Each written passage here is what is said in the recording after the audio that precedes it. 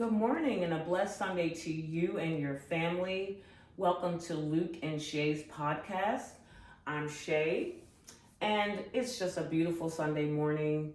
And for those who are coming in from church or you've been to church this morning, that's awesome. I'm still looking for a church home. I've been in Georgia now for today actually marks 3 months. And anybody familiar with Georgia knows that there are churches on every corner. Sometimes there's 2 churches in each parking lot. So it's not a matter of, wow, where's the churches? It's a matter of trying to find a church home that works for my family and I.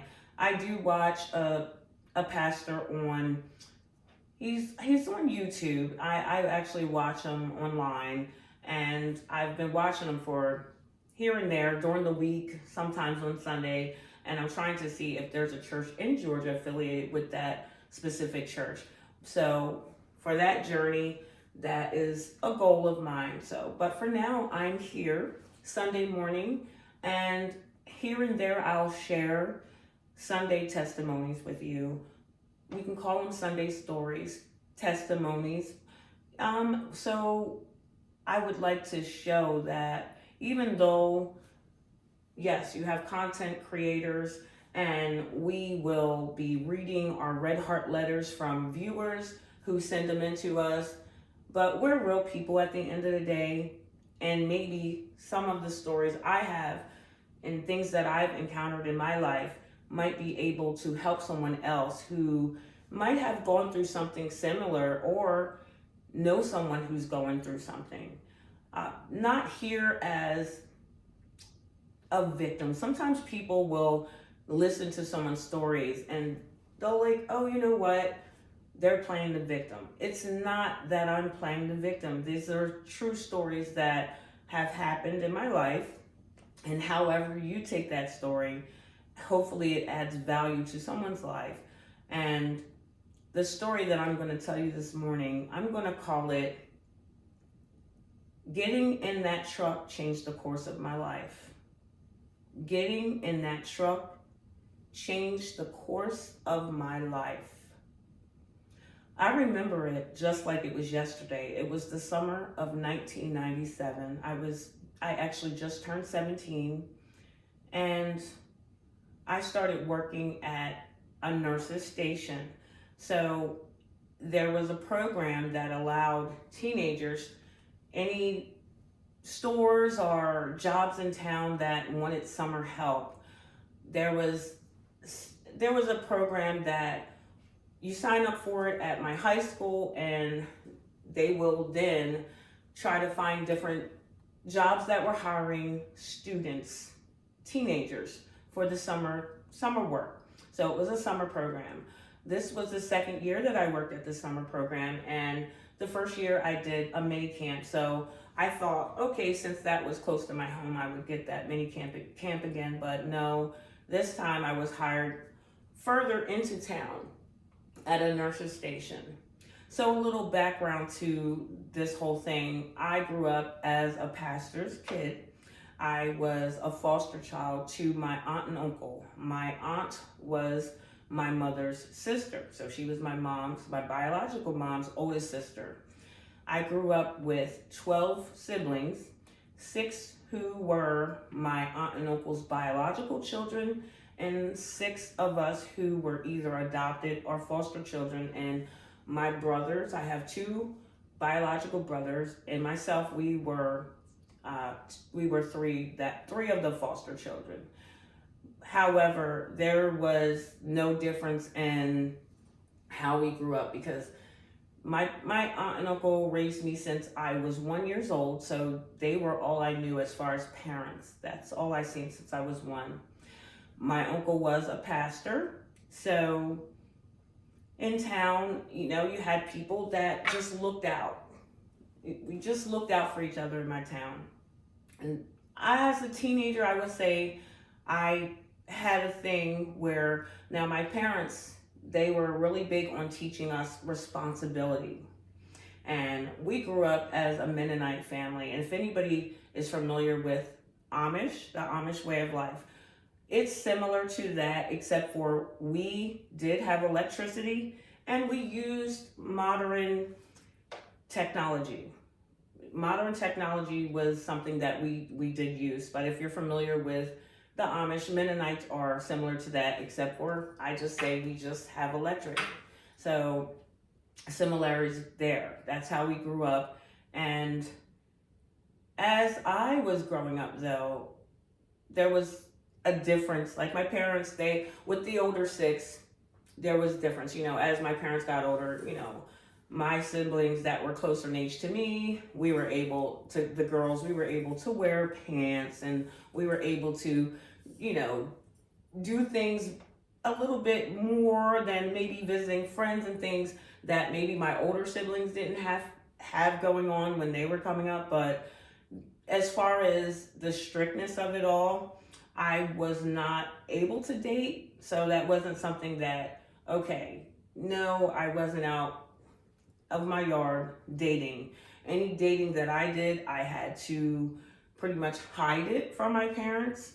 And that wasn't often, because it was really like, how can you hide it? The boy can't come in front of your house or things like that. So it was kind of like, if I did date anybody my age or at school, they would have to be at school. And when the bus dropped me off, okay, that relationship's over until I get to school tomorrow. So needless to say, back to the summer of 1997. And again, I'll title this, "The Course of My Life Changed When I Got in That Truck." So the street that I lived on, it was under a mile to the corner. And I say the corner because that's where public transportation would come. The transit bus would come there. I grew up in New Jersey, and my parents, big on teaching us responsibility, they actually could drive me into work every day, but they wanted me to learn responsibility. So what my mother and father would do is sit me down and, okay, let's budget with, here's your 10% for church, okay? And here for the tithes and offering, here's your bus fare for the week to get back and forth to work. And here's a little spending money. So if my parents took us to the mall or something, we had spending money. So that was the big thing. So I had my bus fare for the week, and that was my thing, to walk to the corner each day, catch the bus into work, and on the way home from work, catch the bus back home and walk down the street to my family's house. So as nice as the people were in my town, because there were really nice people, I had a bus driver who, she was driving kids for, I guess, summer school. So sometimes, some mornings, if she was passing me on the street toward me walking to public transportation, she would pull over, "Hey, are you going into town?" And I'm like, "Yeah." So she would give me a ride. And me as a teenager who was big on sneakers, I wanted the latest Nikes, because being the youngest of 12, that was kind of hard in my younger years, because it's like, okay, hand-me-downs and things like that. Or I didn't get the Nikes or the Reeboks like my siblings got until I got to middle school. So my biggest thing is, now I had a whole sneaker fetish that I wanted to, wow, I have the latest Nikes. So anytime I was getting a ride to work, I would just pocket my bus fare and not really tell my parents about that ride to work. So yes, I had a bus driver who would take me to town, and that was sweet for me. And one morning, instead of the bus driver, it was a burgundy truck that pulled aside of me. Okay, I can still remember it like it was yesterday. I remember the outfit I was wearing. I had just got a new summer outfit, and me heading to work, there was a burgundy truck. It was a F-150 burgundy truck that pulled aside of me, just passed me, and then backed up real quick. And when I saw the person who was driving it, he was familiar to me because I've seen him over the years. Every now and again, stop by and talk to my father in the yard, or talk to my father and my mother in the yard. So I knew he was a family friend. my family, when we did Vacation Bible School at our church, I remember one summer he was like the DJ, playing gospel music at our Vacation Bible School. So he was a familiar face. And so he said, "Hey, don't I know you?" And he said, "You're the Reverend's daughter, right?" And I said, "Yes." He was like, "Oh, you were little the last time I saw you." So quick conversation as I'm going. He's like, "Where you headed?" I'm like, "Oh, I'm just going to work, Nothing, just heading to work." And he was like, "Well, I'm heading that way. Do you want to ride?" Now, sometimes in life, I feel like there's two directions, and there's a test that we're given where you can pick this path or you can pick this path. You have a path over here to your left and you have one to your right. And in that moment, that choice of a path that what path are you gonna choose? What direction are you gonna go? Now, I chose to go on this path, which is accept that ride to, actually, he said, "I'm going that way," because I said I was catching the bus, and he said, "I'm going that way, I can drop you off at the corner." Okay, that's a nice walk from my house to the public transportation bus stop. So I accepted that. And I got in the truck, and that changed the course of my life. It changed the course of my life. Now, to pause right there with me getting in the truck, I was outgoing, I would say, in school. I loved my friends. I had awesome friends. I did plays at school. My parents were so proud of me with the plays that I did at school. So just a little snippet of the kind of teenager that I was.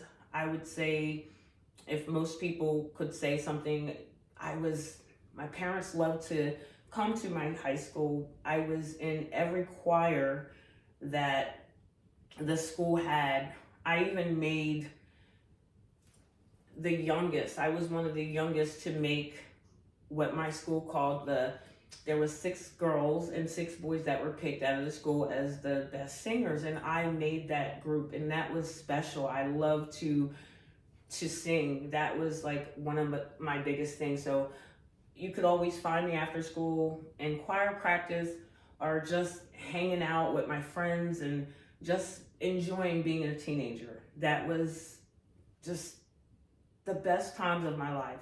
Being home with my parents, I didn't have any worries of bills, anything like that. So, my grades were good at school, and anything that wasn't good, I came from a family of educators. So my father would sit down with me. History was like a big thing. Math. So anything that I did have any struggles with, my father would sit down with me and help me. And then, it was just normal teenage stuff. There was nothing that was question marks. And I feel like that one day, that test, I feel like it was a test. Which way are you going to choose, Shantae? Because I did grow up in a 2-parent home, even though might not have been my biological mother and my father. It wasn't my biological parents, but God blessed me to see what it was like to have a mother and father, and they were just everything that, if I read in the Bible how a husband and a wife is supposed to be, that's how my parents were. They were like that, my aunt and uncle. And so, and I knew, as far as, okay, maybe not something I could tell them that I got a ride with a man, because that would have been frowned upon. He was a family friend, so I trusted him, and I felt like, okay, he knows my father. So I did take that ride to the corner. So once we got to the corner, in this truck. He said, well, you're going into town? I said, well, my job is in town. Yes, I'm going into town. And, he said, well, I'm actually heading that way. I could just take you to work. So when he said that, I'm already in the truck and he's going into town. There was never a fear. There was nothing where, okay, this person can hurt me or anything like that. I didn't feel uncomfortable. I had a shy side of me growing up. My father helped me get out of that a lot. I used to look down on the, just as I walked, and he said, hey, you have to hold your head up, people will walk all over you. You got to look up and you have to be confident. You have to, but there was a shy side of me, and not really being a child that was leaving the yard when I was a kid. Most of the time when I played, it was with my siblings, and we would go together to the park close to our house. And it was never something where we were just running around and just, we stayed in the yard pretty much. Our adventures were all in our backyard. So not really being a teenager that was just out and about. I did have a best friend where my parents would let me visit her sometime, but even then, she was also in the house. That was just, we were just not those type of teens that were in the street doing anything that was questionable. So I allowed him to take me to work. I said, that's fine. He said, I'm going that way. And he said, what time does work start? Now, it didn't take him long to get into town. So now I'm in town earlier than my shift. So he's like, let's just say my work started at 8:30 because I can't remember. And I remember him saying, well, you're really early. So I was going to grab a bite to eat at McDonald's. He said, do you want something? And I said, no, I'm fine. I didn't need anything. He was going to go through the drive-thru, and he went through drive-thru, and I told him, no, I'm good. He then insisted on buying me various breakfast items on the menu, and now I feel obligated. He's like, well, here you go, pick something, pick whatever you want. I just ordered stuff anyway. So I don't know, I grabbed a little something or whatever. And so we sat in the parking lot and ate. Nothing that day.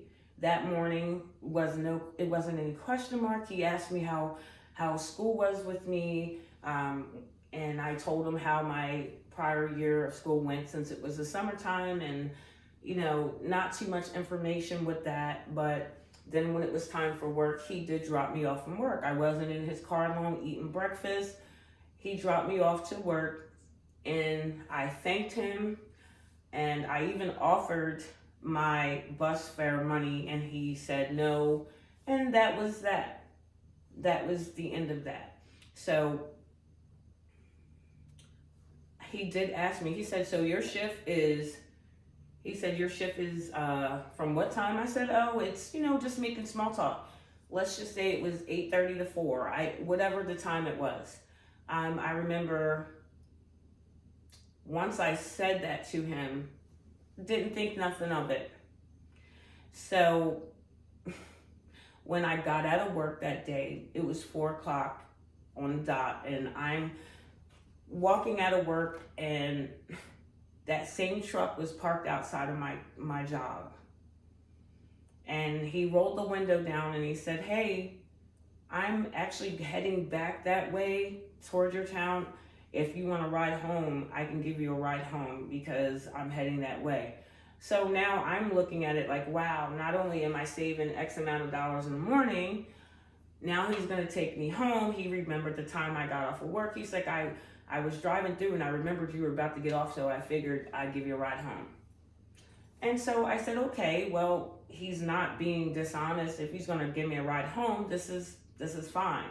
So, and I can save the bus fare again. So I got in the truck and he did take me toward my house. And I just remember him dropping me off where he picked me up. Now, there's a patch of woods between my childhood home and the firehouse where he picked me up that morning. So he dropped me off at the firehouse, and I didn't understand because my house was right here, and you know my parents. So him dropping me off at the firehouse that should have been a red flag to me that, okay, this person is trying to be sneaky because he can't drop me off at my parents' house. But I didn't think of it that way. At 17, I didn't think of it that way. I just figured, okay, he picked me up here, so he's dropping me off here. So I got out of his truck, and I headed down the road to my house, and I never mentioned that to my parents. And every day after that, and I'm thinking this man lived in our town. I just figured maybe he has somewhere to be that time in the morning. Okay, so every morning after that during the week, he would be at the fire hall in the morning. There was nothing that made me feel like, okay, this person, I shouldn't get in his truck. Because he didn't try anything. It wasn't, but he didn't pick me up at my parents' house. That should have been a red flag. And I continued to get a ride to and from work. And I remember I started to have my sister sometime, because one of my sisters worked up the street from my job. And sometimes when she would get out of work, she would come and surprise me to pick me up. And I remember one day she came to pick me up after work, and I kid you not, when I came outside, her car was parked here and his truck was right behind. Had she looked in her mirror, she would have seen his face. And I'm pretty sure all my siblings knew who he was. So I came out of my job, and I remember telling my sister, I said, hold on. I have to tell my coworker's dad that he'll be right out. And I went to the truck and I said, hey, my sister's right there and she's gonna take me home. I said, so you can't take me home today? And he just said, okay. And I got in my sister's car. Now, let me go backwards a little bit. So let me describe this person to you. In talk with him, I remember him telling me that he was in his 20s. And at 17, he looked younger. I was 17. I knew he was older than me. So I believe he said 25. He said he was 25. He was a Puerto Rican guy. And he was, had he been a teacher at my school, I believe, like a lot of my friends, you know, when you're in high school, you have that one teacher like, oh my goodness, he's cute. So as a teenager, he was cute to me. Yes, he was. He had light color eyes, and he wore, most of the time, he wore shirts that looked like he might have been some kind of military, I don't know. That's just the kind of shirts he would wear. And he always had sunglasses on, but he never made me feel uncomfortable at this time. These few times that he was taking me to and from work. But in my mind, he did tell me he was 25, and I believed him. I believed he was 25 years old. So I'm telling him, hey, my sister's gonna take me home. And so she never questioned anything. She just took me home. It was never like, oh, who's that? I just said, hey, it's my friend's dad from work. And that continued with him picking me up every morning and then picking me up after work. And so I would say some mornings he started to take me, oh, you're early for work. And there was a lake that was right before my job. It was a couple blocks before my job.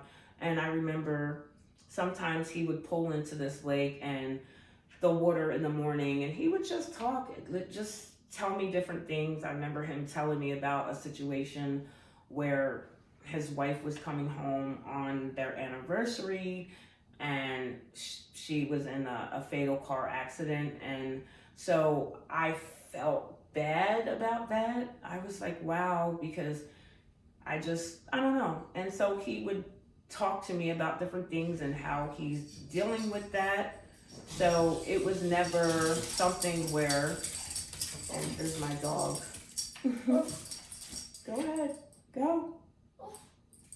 So he would talk to me about that. And, I felt as a teenager, wow, just being a listening ear, that I just felt like, okay, he needed somebody to talk to. So some of the mornings I did sit by the lake, and that would be a discussion, or he would tell me about different things that he would do. And, what I do remember him, he had like his fingers. It always looked like he had fingers of somebody who fixed vehicles. He just like mechanic, like his nails, like you could see where, and sometimes that's the smell he would have would be like a Old Spice in a car smell. Like he was just fixing cars, and he just, I don't know, that was the scent I would get from him, and just looking at his nails. So I could tell he was a worker.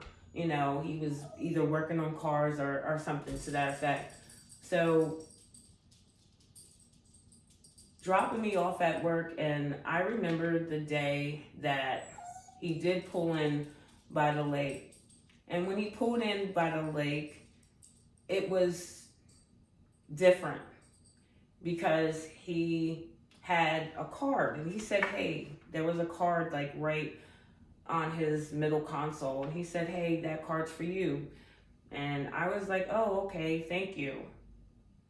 And he's like, are you gonna read it? And I'm like, okay, you want me to read it right now? So I opened the card, and it's a card that he was telling me his feelings about for me. He was just, I don't remember what exactly it said, but I do remember there was a bracelet inside of the envelope.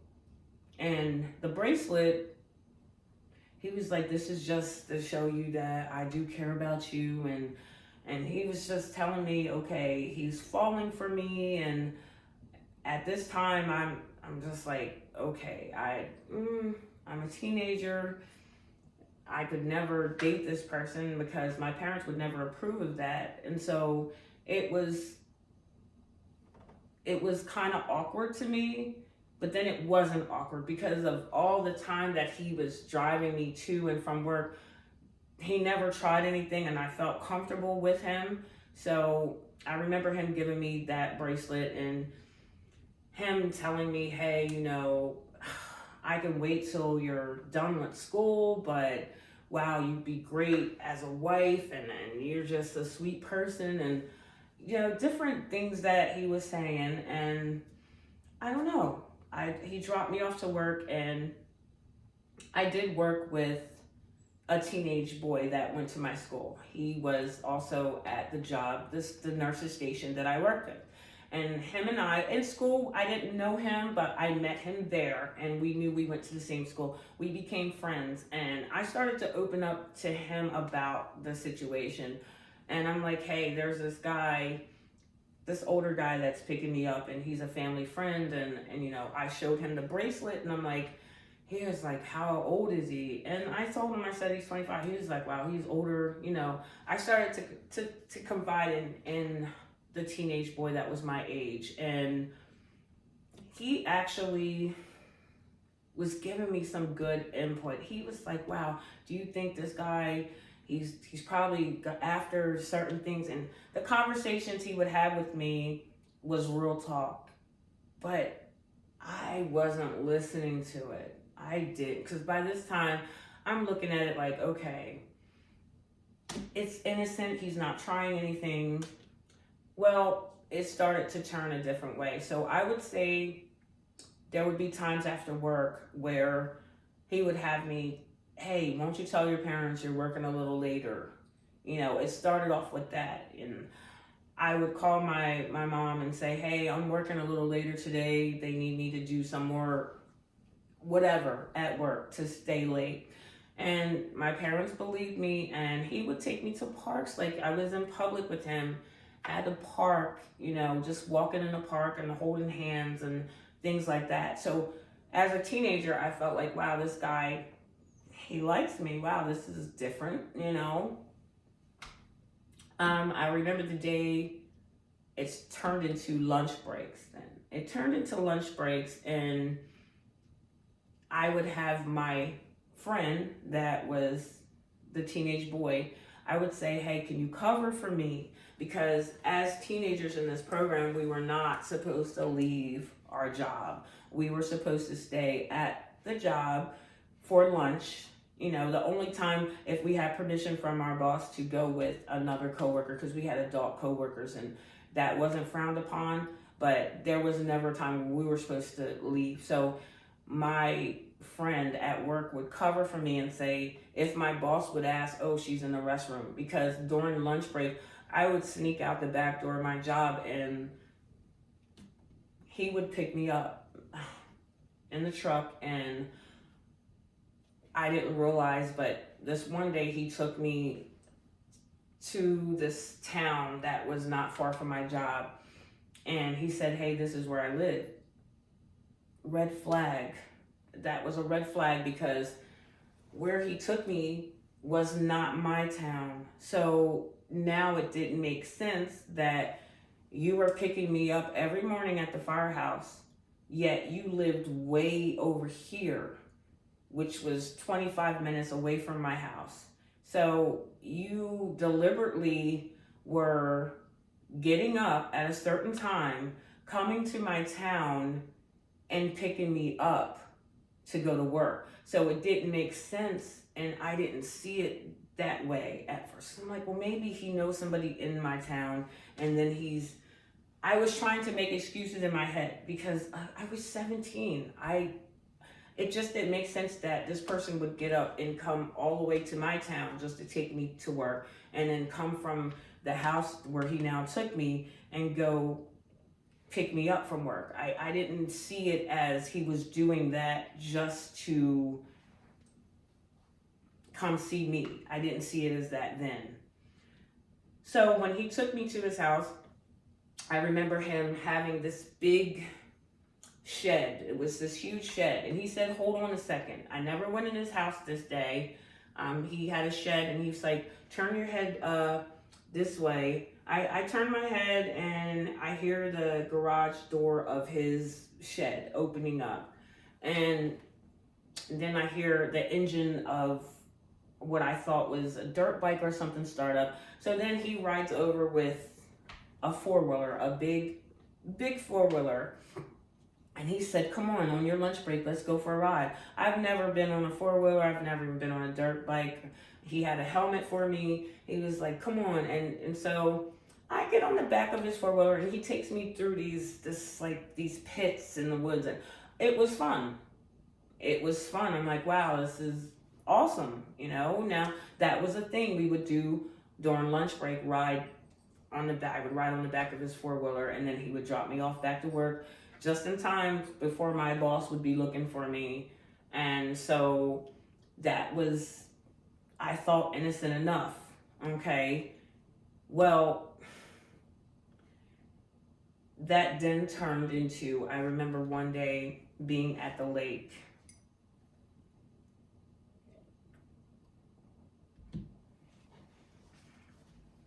And I remember him telling me, hey, I've been great to you, right? Like, I pick you up every day for work.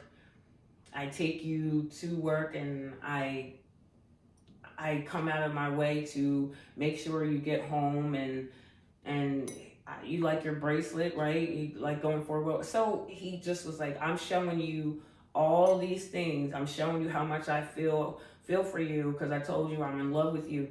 He said, but you're not showing me that you love me back.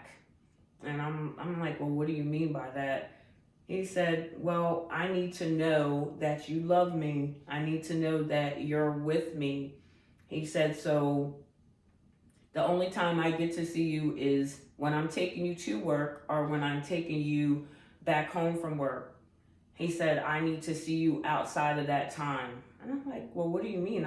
My parents won't allow me to leave my house. They're not gonna, I can't see you any other time of day. He said, if you love me, if you want me to continue picking you up and doing nice things for you, because even with the bracelet, other things started to come. He would get me different things, different items of jewelry.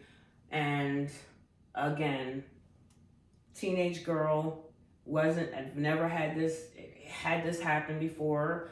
Again, a trusted person that was a family friend. So, but the red flags were there. My parents, you didn't do this in front of my parents. That should have been something where I should have just stopped it. Like, no, this is not good. This is sneaky. So he told me in order to keep seeing him, because now by this time has passed. And now I do have a crush on him. Now I do have feelings for him. Now I am thinking I'm his girlfriend because of how he gave me the card and how he's professing his love for me. He actually cried in the car with me. He cried when he was telling me about his wife coming home on their anniversary and everything. So, and how she passed away. So I felt like, wow, this person needs someone to be there for him. He felt comfortable telling me this. I'm seeing him cry in the car, telling me he loves me.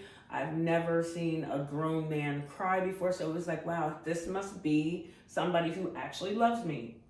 This must be somebody who really cares about me. So with that being said, he told me in order for him to keep seeing me, I would have to sneak out of my house in the middle of the night.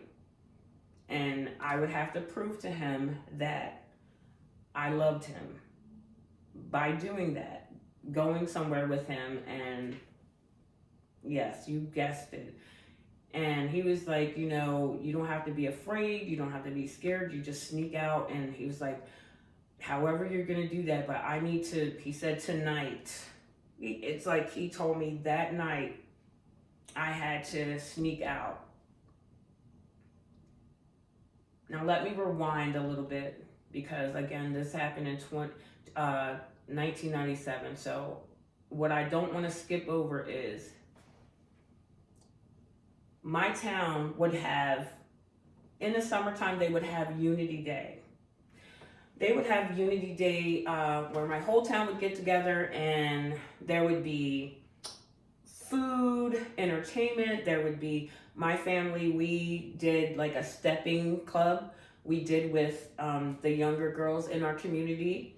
So we had fun things like that. And my whole town would get together and just enjoy this day of unity, just beautiful music, everything.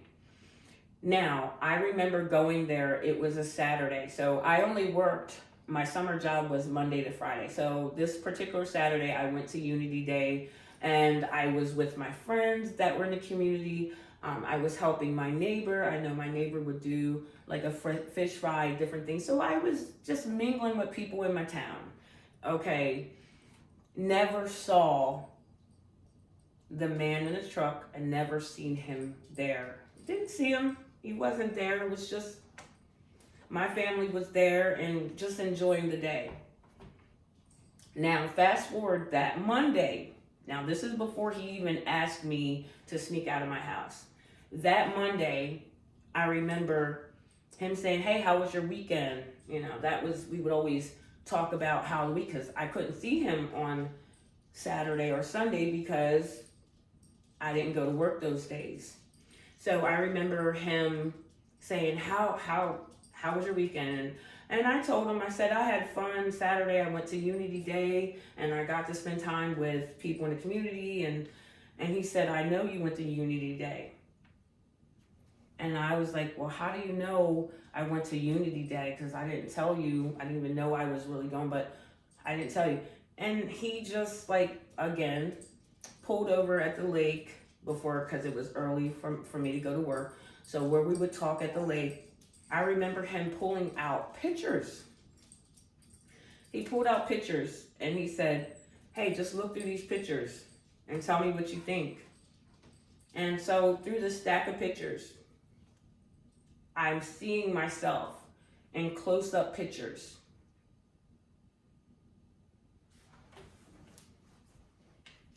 Hold on 1 second, and we're going to get back to this. Hold on. Okay, I'm back. So, get comfortable up here. Okay. So as I was saying, I think I left off at, sorry about that, I had to take my dog out. I left off at the pictures.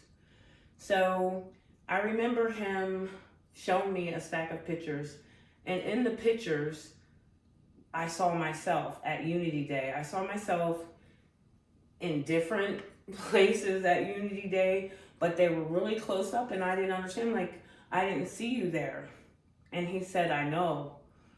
You didn't see me there, but I saw you. I'm like, how? I said, I was all throughout Unity Day. And so he just smiled and he said, see, I see you at different times. He was like, he said, he showed me this camera and it had this like zooming lens. And he was like, just know that I see what you're doing kind of thing. And he laughed. And I actually thought that was cute. I don't know why I thought that was, I didn't even think of it as, oh my goodness, this person's following me or he's watching what I'm doing. Never thought of it. It was just like, okay, here's a guy who, he loves me, so he's taking pictures of me at times where I'm at a Unity Day. And the part of him not showing his face at the Unity Day, that should have been a question mark to me. That you're somewhere taking pictures of me and I don't even know that you're there. So that happened before he ended up telling me, I would say a week after, that's when he told me, in order for him to keep giving me rides, and he's like, I'm doing all this for you. I just need you to show me that you love me. I need you to seal the deal and show me that you love me. So he told me to sneak out of my parents' house, which is something that I've never did. And I told you that there was a part of me that was scared. Okay, I grew up in a town where it's trees and it's dark. When it's dark, it's dark. Okay, so, and that walk, he's telling me to walk to the corner and he'll pick me up at a certain time of night. So here I am now, just doing something that I would never do. I've never done. I've never snuck out of my parents' house. And so here I am. We had nice size house where, okay, my father had the greatest ears that I can remember. Like, he could hear really good. You know, his eyesight wasn't the greatest, but his ears were very, so I'm like, how am I going to do this? Because we also had a big Rottweiler dog. Our family had a Rottweiler, so I know my Rottweiler would sleep near the front door every night. And so I'm like, if I come downstairs, my dog's going to start growling and barking, and my father's going to come out of his bedroom and I'm going to be caught. How am I going to do this? And so I waited until I knew my parents were sleeping. And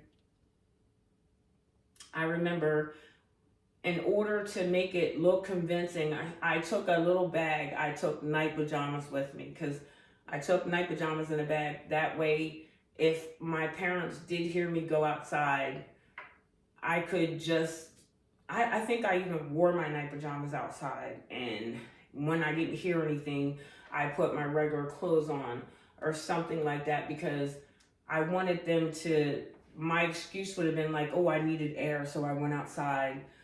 So I think that's what I did. But for some reason, my dog, when I went downstairs, my dog never growled. My dog never made a noise. it was like, I don't know. It's any other time my dog would have barked, but my dog did not bark. It's like the test that I was being put in was everything was in place for things to go this way. Because again, when I got in that truck, that changed the course of my life.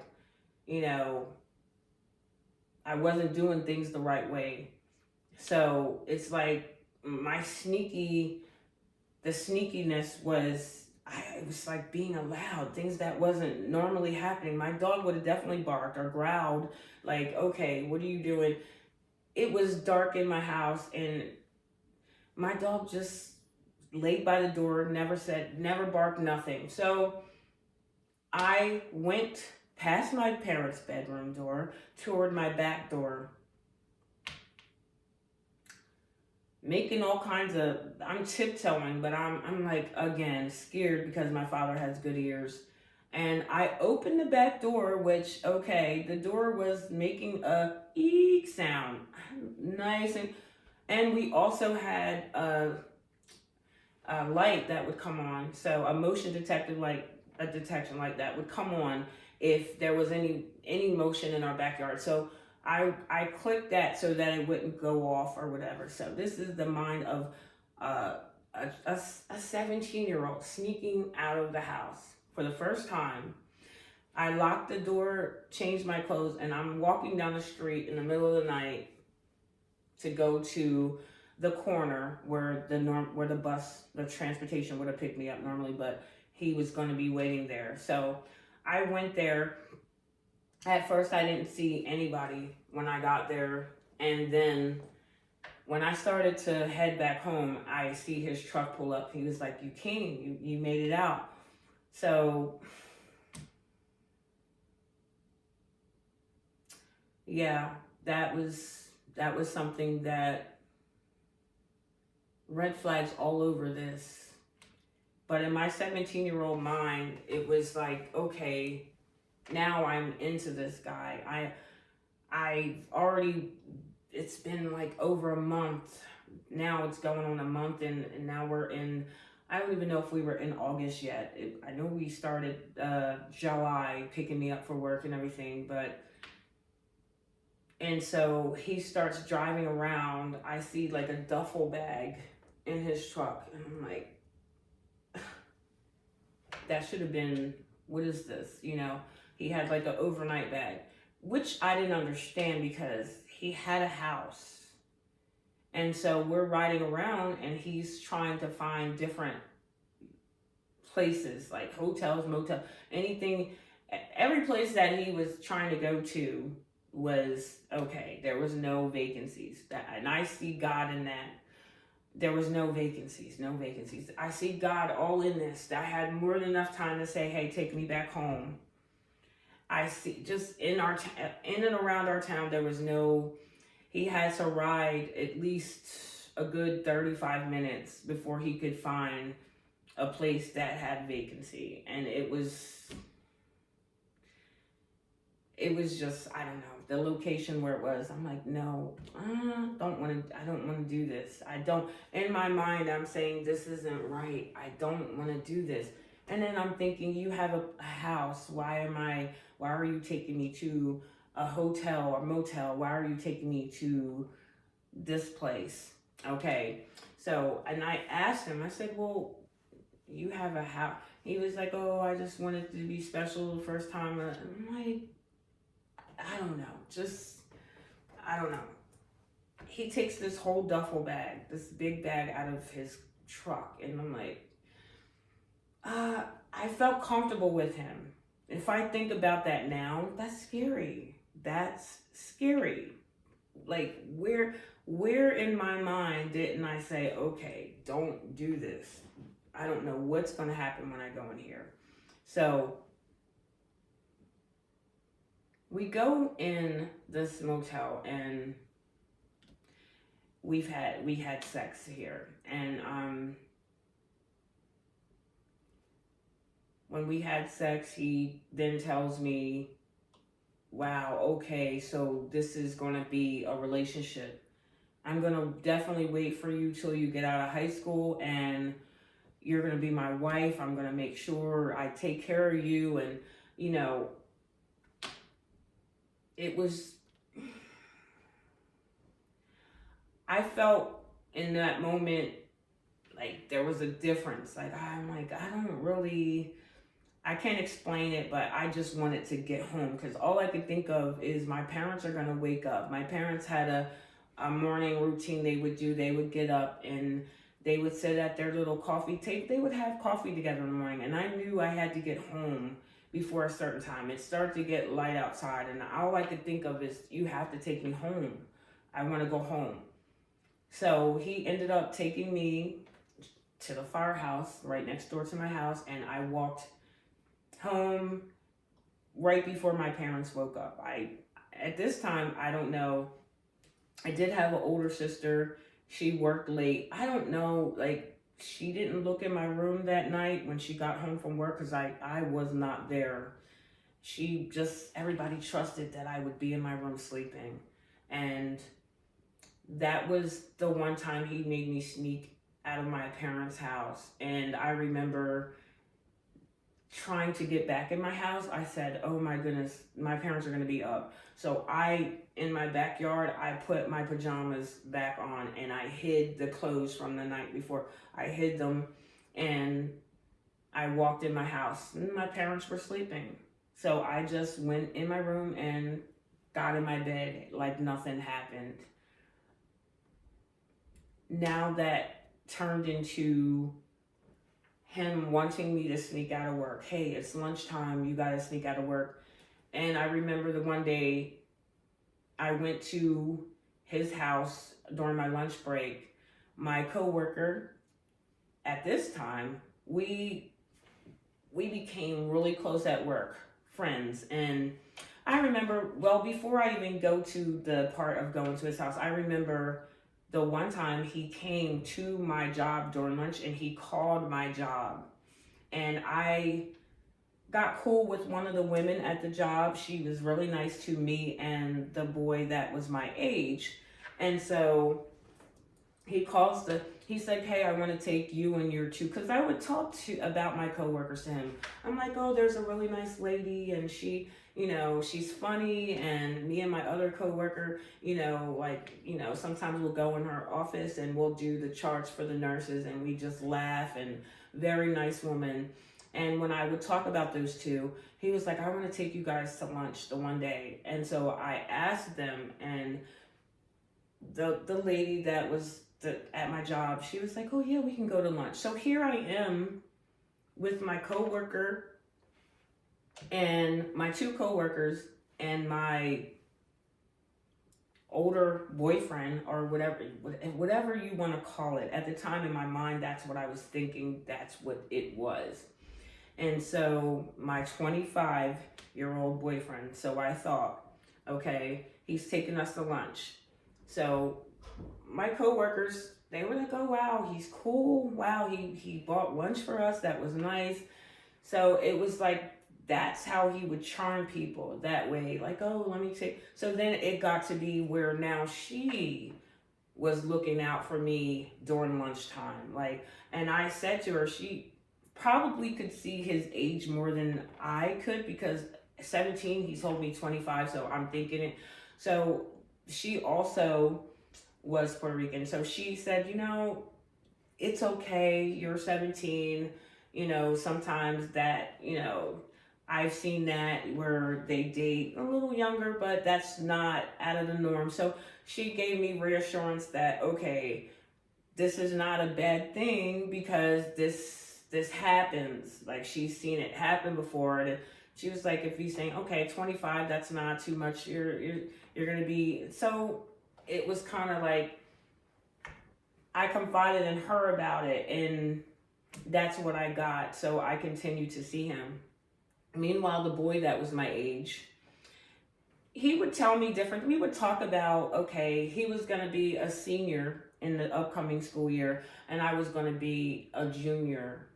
And I remember him throwing hints sometimes. He would say, well, my grandma, she's about to give me a car. I'm going to be driving. I'm like, oh, that's cool. We would have conversation. We developed a friendship at work, and it turned into talking to him. He was like, oh, wow, I'm gonna have a car. Like, oh, are you going to prom next year? I'm like, well, I don't know if my parents let me go to prom. I'm going to be a junior. I know maybe senior year. He was like, but if you and I went together, and then he would laugh. Like he would say, so it started to turn into that.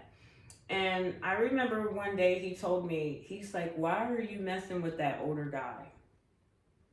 He said, don't you want to date somebody your age? Or he was like, you never know who could like you that's your age, where you wouldn't get in trouble or you wouldn't have an issue. I'm like, well, even if you're my age, I can't date. So, I mean, he was like, but you're dating this guy, so why not date somebody your age where you don't have to, he was like, can you get phone calls? I'm like, yeah, people could call my house. My parents let me I could talk to boys on the phone. It wasn't that strict where I couldn't have a phone call from a boy and I would be right next to their bedroom door on our house phone, because we had the dial phones back then. I didn't have any phone in my room. So his biggest thing was, one day he told me, he said, look, he said, I like you. He was like, what if, he was like, I like you. He was like, so, and I want to take you to prom next year. I'm your age, whatever. And so I was like, wow, he likes me. And working with him, I did start to like him too.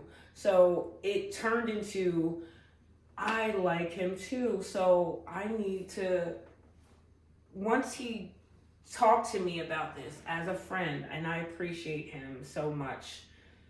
I really do. If he ever sees this podcast, I appreciate you so much, because he made me see that, okay, you don't have to date this grown man.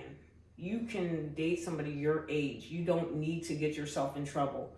And so I started to talk to him about ways I could tell the man in the truck that I didn't want to see him anymore. He started to give me ideas on how to he said, just stop going. I'm like, but every time I go outside, his truck's there to take me home from work, or he's at the firehouse every day. How do I tell him that I don't want to see him anymore? So we started to plan that whole thing. I remember the weekend. It was a Sunday after church.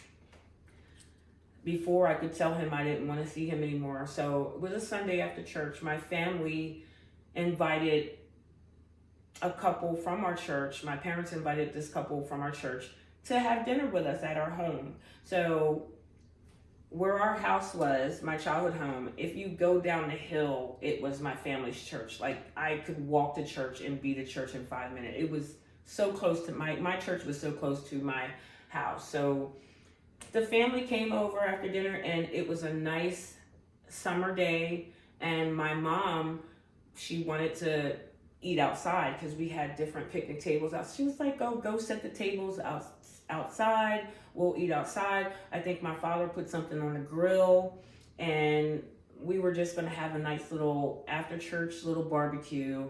And the family that came over was talking to my parents and everything. So I remember setting the table for everybody, and we were sitting down having dinner in the yard. And we hear, because there was a lot of rocks, you could hear the rocks. A car was pulling up in our driveway. And my father looked and he said, oh, wow, it looks like we have more company. When I turned around, in my driveway was the burgundy truck. My heart sank, because we normally would see each other during the week. So I couldn't understand why he was coming to my house on a Sunday. So he gets out of the truck. My father got up from the picnic table to go meet him. He's like, oh, hey, so what did I do to deserve this meeting, to deserve this visit, I should say. And he was like, I just was in the neighborhood. I saw you outside and I just wanted to say hello. And I didn't know what he was doing at my parents' house. I knew he knew my parents, but just to pop up like that, obviously he was doing that to see me. So my father asked him to join us for dinner. He's like, oh, he's like, go get him a plate, Shantae, go get him a plate, and set up his plate so he can eat. So my father then introduced the family at the table, and he was like, you know my wife. He was like, and then the man in the truck says to me, wow, is this the little one that I remember? And he's playing it off like he hasn't been picking me up in the morning, hasn't seen me, doesn't know me. He was like, wow, what did you say your name was again? And he just played this whole role of he didn't know who I was.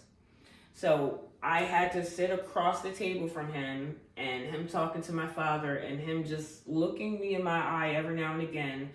And only we knew that, okay, this whole thing had been going on. And that was, again, another red flag. Like, who does that? You're coming to visit my family, my parents, knowing that this was going on with their daughter. So that happened, and when Monday happened, he was laughing when he picked me up for work. He was like, how did you like that? That was funny, wasn't it? I'm like, why were you at my house?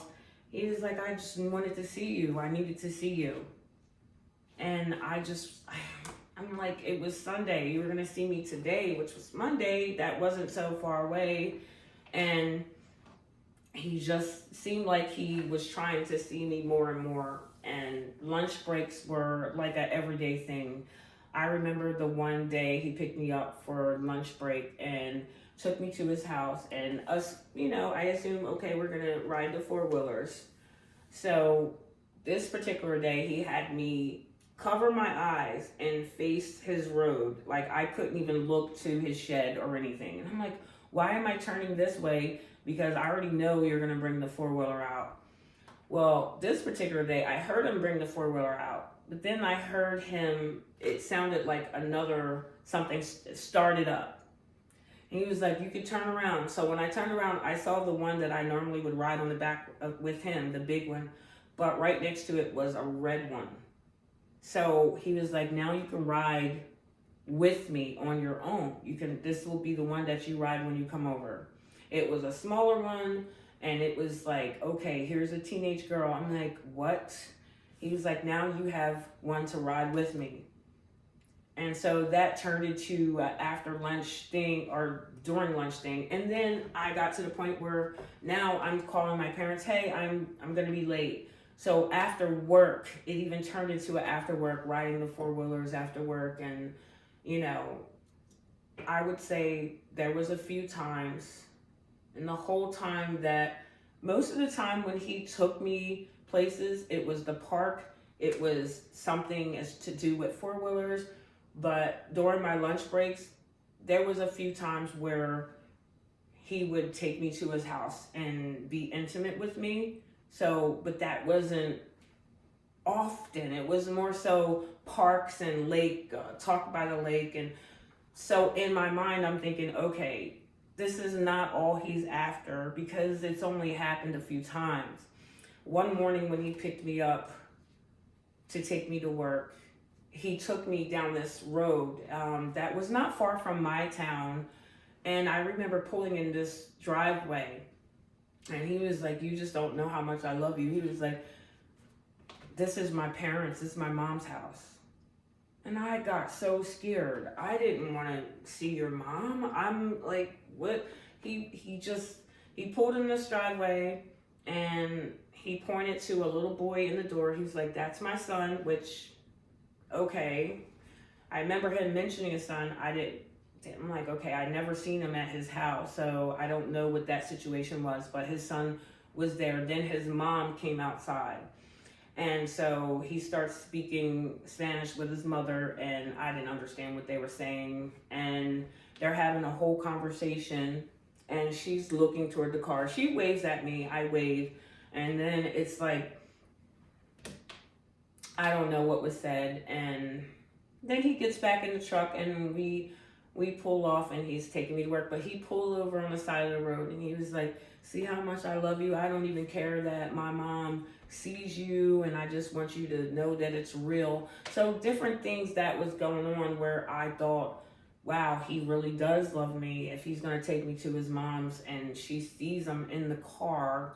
She sees, you know, I don't know if she knew who my parents was at that time, but, and so I remember him taking me to work, and I'm just at work thinking, okay, I want to tell this guy that I don't want to see him no more, but he keeps giving me more and more stuff that's showing me, so I thought that he cares about me.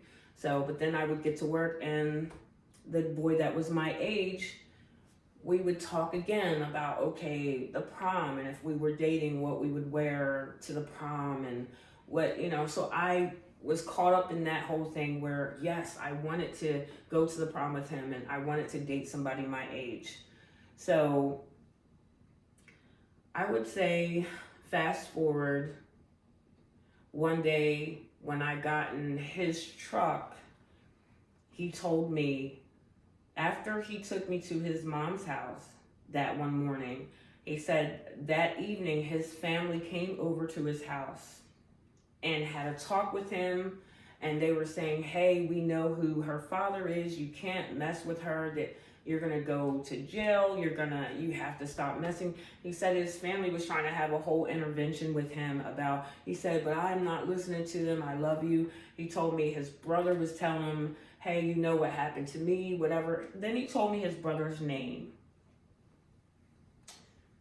And then it took me back to the 6th grade. I remember in the 6th grade, I had a friend who would tell us at recess that her family had a gardener, a guy that would come and do their landscaping.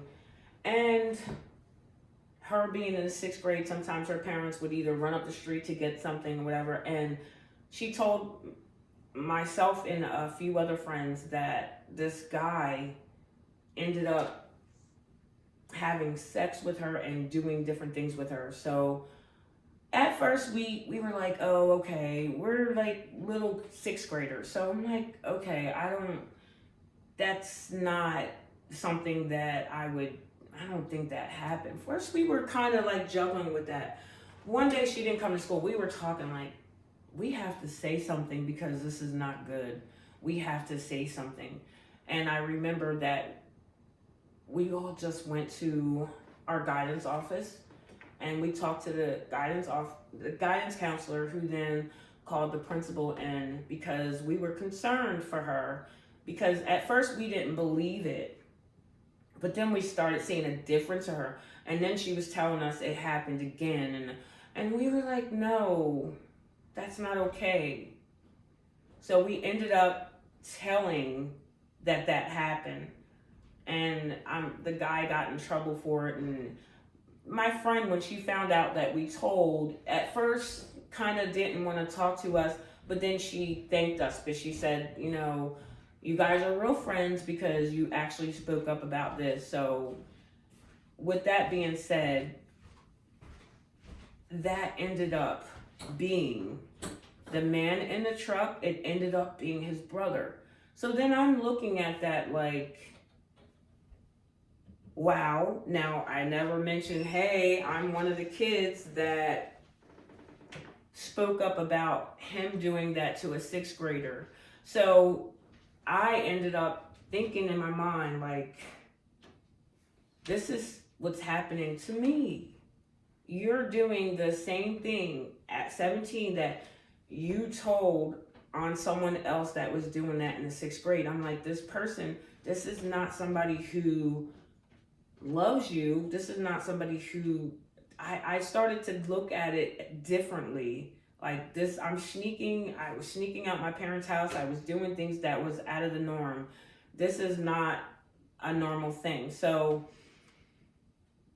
he was telling me, I'm not listening to my family. I love you. I'm going to wait till you get out of high school. I'm going to marry you. That's what he was giving me, the story I was getting from him. So still juggling with trying to tell him that I wanted to be over. So I made a day. There was a day that I told the boy that was my age at work, I said, okay, today is going to be the day that I tell him that I can't do this anymore. I can't. And so he was like, yeah, and then I can actually date you. You're my age. I like you. We can date each other. And I thought about it. I'm like, how cool to go back to school and have a boyfriend. He's going to be a senior. I'm going to be a junior. I know he was in band and I could go watch him and he could come to my choir. It was just, I thought it was going to be better for me. It was safer. It wasn't something where my parents would frown upon. So that was my plan. That morning, okay, actually before the day we even planned it, that morning I got into his truck at the fire hall. Okay, I had a sister who was home from college during that time, and my sister is also somebody who I would say saved my life at that time because she spoke up. And she was doing a morning jog, and when she did a morning jog, she normally would jog all the way around the street, a big circle. This one day she cut up a path, and when she cut up the path, she saw me. I didn't see her. She saw me getting into the truck, right? So keep that in mind. And this day, I stayed later. I didn't call my parents and tell them. This day I was going to tell him that I didn't want to do this anymore. So after work, he picked me up. And when he picked me up, I ended up going four-wheeler riding. Okay, I'm at his house going four-wheeler riding. And so after we did the four-wheelers, he talked me into, okay, just let's go in my bedroom one more time. So I did. Now, how stupid was my thought process that I was about to break this off with this person? But okay, it's not going to hurt. One more time, okay, and then I'll never see him again. I don't know why I agreed to that, to even be at his house. I should have just called him. I knew his number. I should have just called him and just said, hey, stop picking me up. I don't want to do this anymore. This is, I'm going to get in trouble. This is not right. I didn't do any of those things. I had to get on that four-wheeler one more time, and then ended up in his bedroom. Okay. And so, like I said, I ended up, he didn't force me in there. I went. So the thing about it is, this particular day, I didn't call my parents and tell them that I was staying to work late. At a certain time, my mother started to question, well, where's Shantae? She should have been home. Mind you, my parents thought that the bus was bringing me home every day. I was getting dropped off at that firehouse. And I was pocketing that bus fare, and I was getting sneakers. It added up. Again, teenager mindset. This is what I was doing. Okay. And my father was wondering too. He said, yeah, where is she? She would have normally been here. Well, my sister, hearing the commotion, like, hey, where's Shantae? She would have been here. She remembered that morning that she saw me when she cut up the path getting into this truck. And she said, I don't know where she is, but maybe it has something to do with the truck she got into this morning. Now, my sister didn't go right home and tell my parents, because in her mind, she was going to say something to me when she got home. Like, when I got home from work, she was going to say, whose truck did you get in this morning? She was just going to ask me that way. But when I didn't come home, she felt compelled to tell, like, maybe it had something to do with the truck she got in this morning. So soon as she described it, my father said, well, what truck? Describe the truck to me. And she said, well, it was a burgundy truck. You know, as soon as she said that, my father thought about the day when the man in the truck came to my house on that Sunday and act like he was just stopping by and had dinner with us during our little after church barbecue.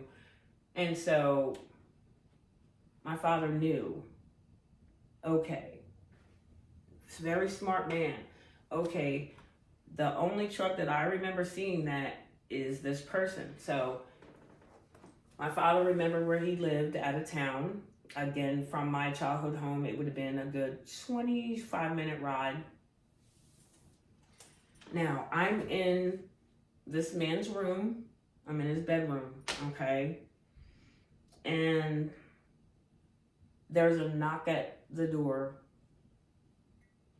And he goes and he leaves the bedroom and he walks toward the window. And all of a sudden, I don't know what, I didn't even hear him say nothing clear. He said my name broken up, Shante. In between Shante, he was just pausing. I'm like, what? I'm like, who's at the door? He couldn't talk. And all of a sudden, just constant gas. Just, he was like flatulence like crazy. And I'm in the room like, what is going on? Is he okay? Just constant, his nerves just, and I was just like, okay, all I'm hearing is this in his front room, just constant gas. I'm like, what is going on? Who is at the window that bad? And then he comes back in the room, he's like, excuse me, I'm nervous. I'm like, what? What is it? He was like, your father's at the door. Oh my goodness. My heart sank. This one particular day, I remember bringing a book bag. I used to have a Jansport book bag that I got from my best friend. And this book bag, there was like a ink pen that, it was like a silver pen that we would write on our book bags. We would write our little initials like BFF, best friends. And so my name and my best friend's name was all over this book bag. My father looked in that truck and on the passenger seat would have been that book bag. So he seen it. He knew I was in that house. So him being smart man, he told my mom who drove him there, he told her to go home. He said, I'll get him to drive me because my father knew if I'm in that house, I'm going to come out of that house because now he doesn't have a way back home and he's going to have to ask this man to take him home. So he's knocking on the door and I remember I didn't want nothing to do with that. I was scared. I'm like, oh my goodness, my father's at the door. So getting dressed, and I remember him getting dressed and he goes to the door and he's like, I'm gonna have to answer the door because he keeps knocking at the door and your mom just left. So I locked myself in the bedroom and I'm just like, oh my goodness, there's no way out of here. I can't walk back to my job. It's too far. If I even try to get out of a window, that's not going to work. So he opens the door and I'm hearing him talk to my father and he's like, hey, I'm looking for my daughter. And I'm thinking he's going to say, oh, she's not in here and maybe he can come back after he takes my father and then he can hurry up and take me home and I can just say like the bus broke down, because back in that time there was no cell phones. Like we didn't have cell phones. So if I was on the bus and if there was an issue, I wouldn't have had a way to call home anyway. So I was thinking of something that way. And basically he sat my father down in his kitchen table and I'm thinking, okay, he's not going to tell him I'm here. I'm fine. Even though I know he had to have seen that book bag in the car. And he just starts spilling the beans to my father. He's telling my father, oh, yes, she's here. He's like, we're in love with each other and I'm going to wait till she gets out of high school and I'm going to marry her. I'd make a good husband. I'd provide. And he's telling my father all this. And I'm in the room like, no, don't, what are you doing? what are you telling him this for? My father's a pastor. He's not, why are you telling him this? So he's telling him all this. So my father said, okay, I hear what you're saying. And he played it cool the way my father's wording to him, because he didn't make it seem like, okay, I'm angry at you. Or he just said, well, you know my family, and I trusted you. You came in my yard and you acted like you didn't know my daughter. Like, my father was more so concerned about that. And he asked him, he said, have you had sex with my daughter? And I'm like, don't tell him that. Please don't answer that. I was scared for my parents and for anybody to know that that had been a thing. And he told him yes. He was like, yes, we have. And we love each other. And now I'm just like I didn't even feel myself. I just felt sick in that moment. Like, and my father said, well, where is she? And he's like, come on, she's back here. And I hear them at the bedroom door. My father's knocking on the door. Shantae, open the door. It's me. And I'm like, no, I'm not opening this door. I am not going to open the door. Like, so after a few knocks and everything, and then I'm hearing the man in the truck say, it's okay, honey, come in. I mean, he's talking like everything's okay. And I know it's not okay. That's just not, this whole situation wasn't okay. It wasn't. So I'm hearing the knocking, and finally I open the door. I opened the door, and what I can remember,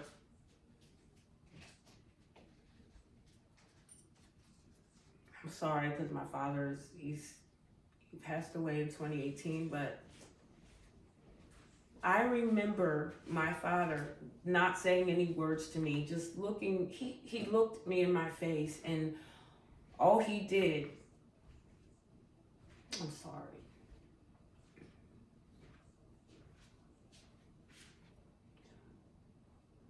He opened his arms really wide, and he gave me the biggest hug. Like, he gave me the biggest bear hug. He just gave me the biggest hug. That love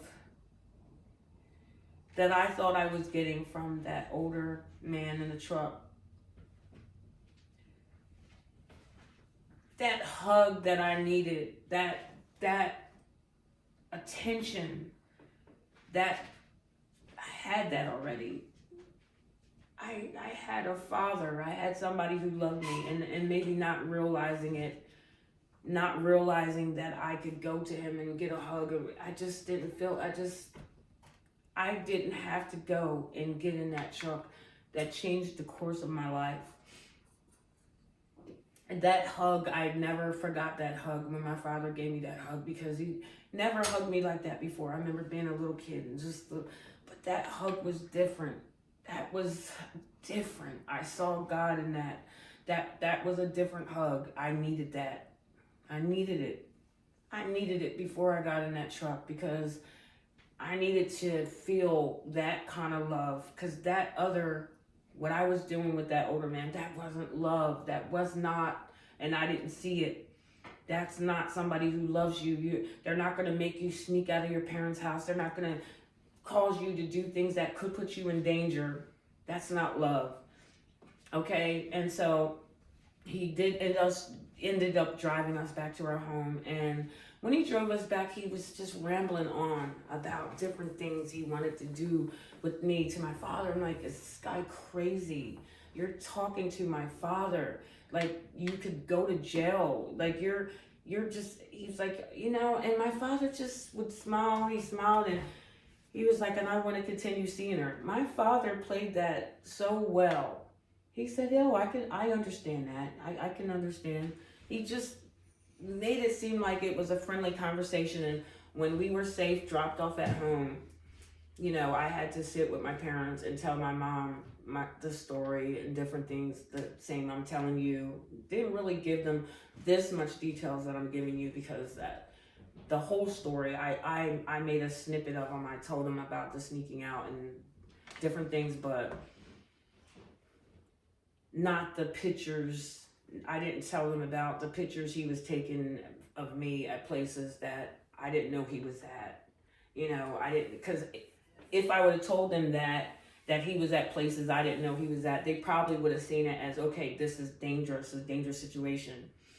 So going forward, my parents started to take me to work and pick me up to make sure that I was making it home and going to work safely. And so it was one of those things where I remember phone call ringing. It might have been like a Saturday. The phone call rang and I could hear my father talking, and my father was like, no, she can't go to the 4-H. She cannot go. So here he started to call my house, because remember when he gave us the ride home, he told my father, hey, I would like to continue seeing her. And my father just, hey, I can understand that. So I could hear my father having like a kind of like an argument on the phone. He was like, you have to stop. Don't call my house. She cannot see you. She's too young. And I could hear just, okay, no, she cannot go to the 4-H fair with you. In my town, a couple towns over, there would be a 4-H fair every summer. And I guess he was calling to ask if he could take me to that. And my father said no. And, I guess he wanted my mother to hear the conversation. So he put the phone on speaker, and you could hear him saying, Reverend, you're a man of God, and you told me a lie. You told me I could continue seeing her. That's not honest. I told you I love her. I'd make her a good husband. So now all of a sudden I can't see her. That's not fair. It was just this whole thing. So my father ended up ending the call. Okay. So I don't know if it was that particular night, but it was a night close to that. Every night at 11 o'clock. He started to ride by our house. I would say 11 o'clock every night. It was like clockwork. 11 o'clock. All of a sudden, he would start riding by my house and playing music. We would hear this music really loud in his truck. And he would yell out the window, Shantae, I love you. I love you. So my father would rush to my upstairs steps and make sure, are you in your room? Are you upstairs? And I'm like, yes, I am. He started to do this every night. And the song, I started to realize it was the same song every night. And he was playing Mary J. Blige's song. It was a song, 7 days a week. I believe that's what it was called. And it just went on with the different days of the week. Monday, you went away. It was just Tuesday. Every day had a different thing that was done. So that was being done every night. And so it started to be like, okay, it got real that this person is not going to stop and he wants to see me. So my parents, it was like they were looking over their shoulder, like, where's this guy going to pop up? Because I think they wanted to keep the peace. I don't know what the rules were, because again, I was 17, so I don't know if there was like anything with that as far as if you could go after that person or not. I definitely was considered a minor. So, but what I will say is, I remember my father, mother giving me, they're like, okay, let's go over what you made. Because we still tried to have some normalcy, even though that happened.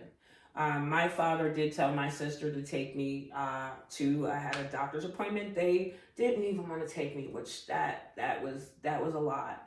Because I can see where that hurt them. My sister took me to a doctor's appointment that tested me for everything, pregnancy, STD. I got the full testing to make sure everything was good. And after that appointment, my mother sat with me and she went over all that I made for the summer. So we were counting everything. And she said, okay, so tomorrow I'm going to have, one of my sisters was going to take me school shopping. She was like, oh, one of your sisters take. So I'm thinking, great, because if my sister's taking me school shopping, I can kind of get some things that, I'm a teenager. My parents, their style and my style, when I got to a certain age, yeah, my mom, she kind of, okay, she would approve different things. Okay, you can wear this if it's longer, if it's, so now that my sister's taking me, okay, my shopping can be a little different than if I went with my mom. So I was looking forward to that. And that was, to me, a sign that they were keeping me. There was no talk of me leaving or anything. So I remember after I counted out my money with my mother, my father sent me to our church to cut the grass for Sunday. So I went to my church with the push mower because, again, my house was 5 minutes away from my church. And I was cutting the grass. And when I was cutting the grass, I was pretty much finished. And there goes the burgundy truck pulling up in front of my church. And I was telling him to go. You have to go. He was like, I miss you. I wanted to see you. I don't even know. Like, this person lived 25 minutes away from my town. How, in the moment where I'm by myself at my church cutting grass, you just happen to pull up? He did. I didn't call him. I didn't have a cell phone. I didn't tell him where I was. Nothing. He pulls up. And I just wanted to see you. I miss you, and your father's not letting me see you. And he told me that we could be together, and I'm still gonna wait for you, and I'm gonna try to see you any chance I get. I'm like, you have to go. You're gonna get me in trouble. Somehow, in the midst of that, my parents, just to check to make sure I was good, from what they tell me, is they pulled out of our driveway at my house. They went around the corner. They saw the burgundy truck, saw him talking to me. They then turned back around and they went back home.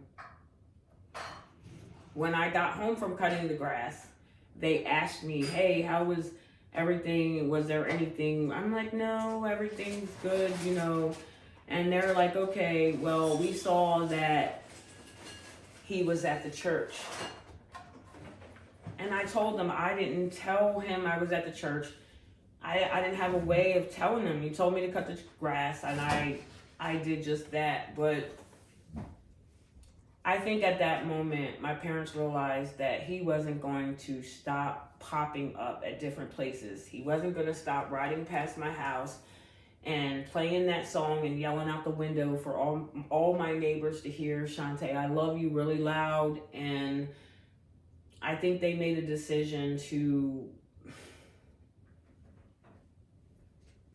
that's what changed the course of my life. This whole thing changed the course of my life. So they reached out to my grandmother, which was my biological father's mother, okay?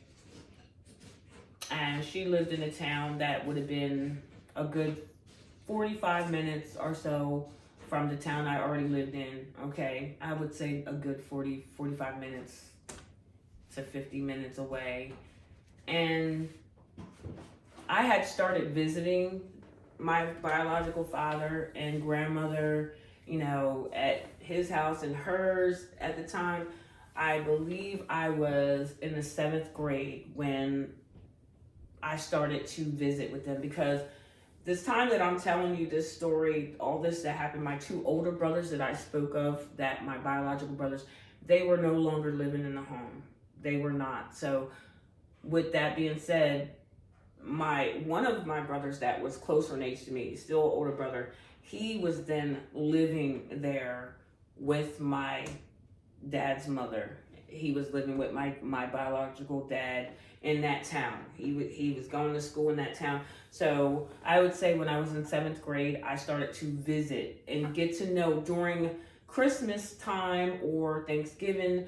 My grandmother would call and say, hey, I have the brother here. Can I have them both together so that she can see her brother? We can spend time. So I started to meet my biological father that way.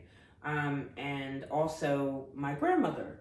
So they weren't strangers to me. I've seen them during the holidays for I would say 2 or 3 years prior to this happening, just during the holiday time or sometime in the summer as well. So it was so quick. It was so quick. I was supposed to go to work that Monday. Excuse me. This may have happened on a Saturday. A Saturday that it happened, yes. I was looking forward to going to work on Monday because that was our last day of our summer program. The boy that was my age and I was looking forward to that.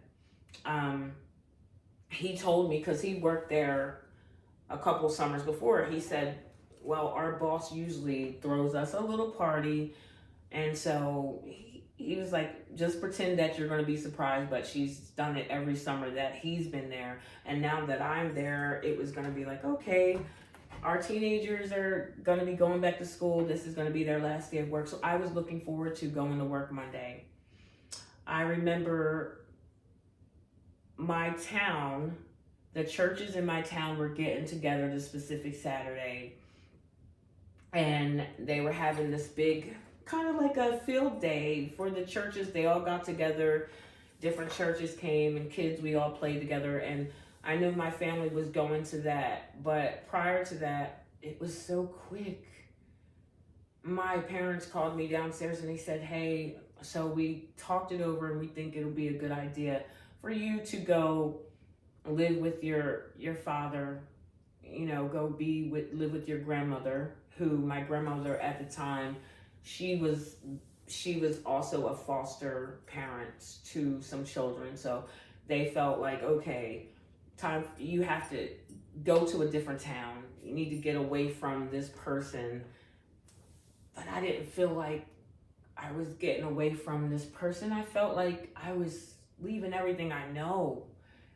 Everybody I knew, all my friends, everything that I knew since I was 1 year old was in that house. That's all I knew.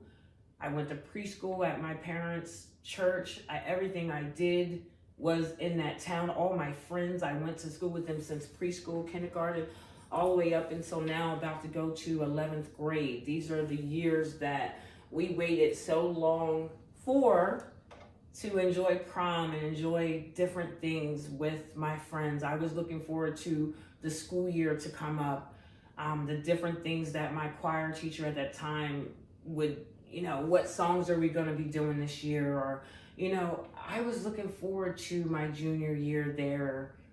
But this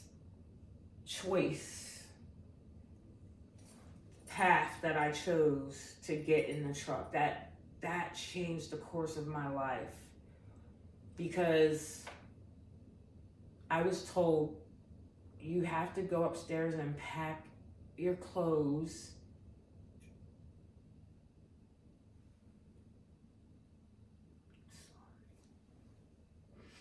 I'm sorry.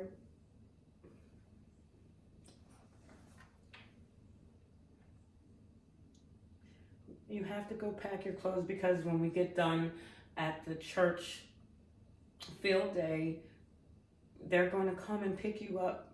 Your father and your grandmother are going to pick you up. I've only seen them during Christmas or Thanksgiving, but I didn't know them like I knew my parents. I didn't know anybody in that town, and I didn't want to go. I didn't understand why I had to go, because I never did anything. I did normal things as a teenager. There was nothing. And then I thought about this shirt that I had. I was probably in 2nd grade, and it had a puppy on it, and it had wording, and he had a sad face. And it said, when I do right, no one remembers. But when I do wrong, no one forgets. that one thing, that choice to get in that truck changed the course of my life. And I said to myself, he is the one that is riding by the house, and I'm not trying to do anything to contact him or anything, because I don't want to be in trouble. I want to stay. I don't want my parents to worry. Once I told my parents, I felt awful about what happened. And they just decided that that was best. I don't know at that time, again, if that was something to do with, like I said, we were a Mennonite family. I don't know if in that time, in those years, when you think about 1997, a lot of my parents were older, so I can see, like, in that people tried to keep the peace. You don't want all your neighbors and everybody in the neighborhood in your business. I understand that. And here's this man yelling out the window. I don't know. I've never asked my parents why they didn't go after him. I never asked them that. I just thought that they had my best interest in mind when they told me that I had to go. And so I tried to pack as much as I could before the field day, the church field day happened, the church cookout happened.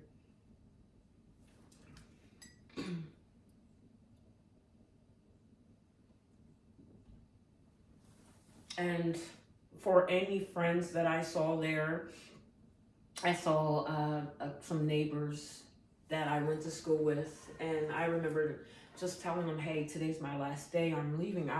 I didn't have time to tell anybody that I was leaving, but I knew school was going to start and nobody was going to see me anymore. I remember making a phone call to one of my dear friends in town, and it was probably the only phone number I knew of someone that was inquire with me at school, and I remember calling her, and I remember telling her, hey, I'm not going to be in school this year because I'm moving today. She was like, you're moving? I didn't give any details or anything, just said I was moving to my dad's house, and I never told anybody why I had to leave. I never told them, okay, the situation. I remember calling my best friend, and that was hard. That was hard for me because she was my best friend, like, and she is still my best friend to this day. In some 30 years, she's still my best friend, but that phone call to her was the hardest phone call I had to make to her and tell her, look, I have to leave. I'm no longer gonna be around, not gonna be in school. And it was hard. And my father and grandmother ended up coming to pick me up. And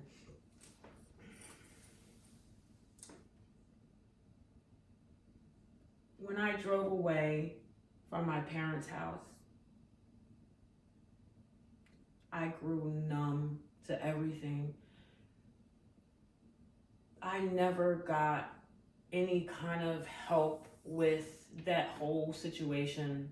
I remember going to my grandmother's house almost an hour away from my parents' house, and a lot of people they don't know because I didn't tell the story. I used to cry in my room, and I just wanted to go back home.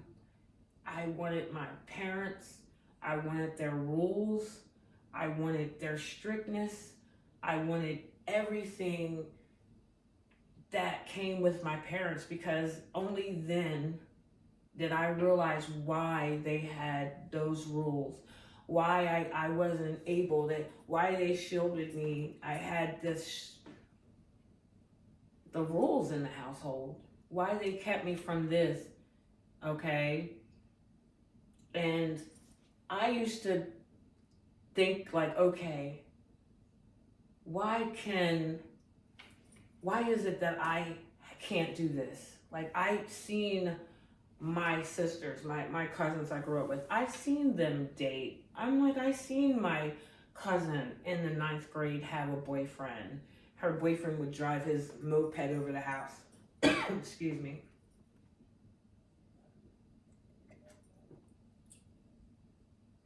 And I didn't understand why I couldn't. And I think what it was, I found out later that my mother, my biological mother, when she was in high school, from what I believe it was freshman year in high school, from what my oldest brother told me, she had, my oldest brother, freshman year in high school.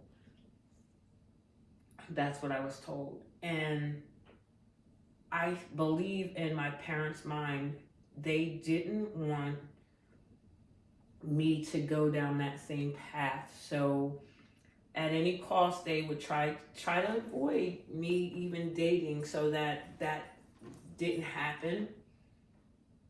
But all I could see was, because nobody ever told me the story. Nobody said, hey, I'm trying to protect you from this, or I don't want this to happen. So I looked at it as, this isn't fair. How come they can date? My sisters can date.